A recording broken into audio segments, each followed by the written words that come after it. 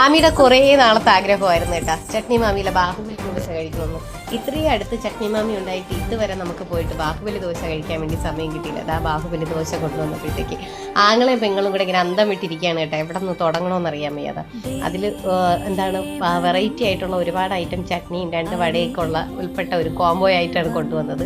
എവിടെ നിന്ന് തുടങ്ങുമെന്ന് ചച്ചു ചോദിച്ചു. ഞാൻ പറഞ്ഞു എവിടെന്നെങ്കിലുമൊക്കെ നീ ഒന്ന് തുടങ്ങാൻ പറഞ്ഞു. അങ്ങനെ രണ്ടുപേരും കൂടെ മത്സരിച്ചിട്ടും തീർന്നില്ല. അവസാനം അങ്കത്തട്ടിലേക്ക് ഞാൻ ഇറങ്ങേണ്ടി വന്ന് ഞാനും എൻ്റെ ആയുധം വെച്ച് കീഴടങ്ങിയിട്ടാണ്.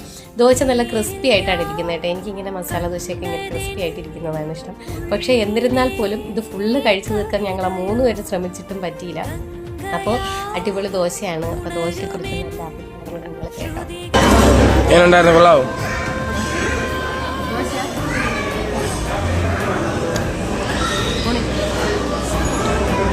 ബാഹുബലി പൊളി ഇതെപ്പോൾ കഴിച്ച് തീരുമെന്നറിയാൻ വയ്യേട്ടാ. ഇവിടെ 10 മണിക്ക് ക്ലോസ് ചെയ്യും. സമയം ഇപ്പോൾ ഏകദേശം 9 മണി 8:30 9 മണിയായാലും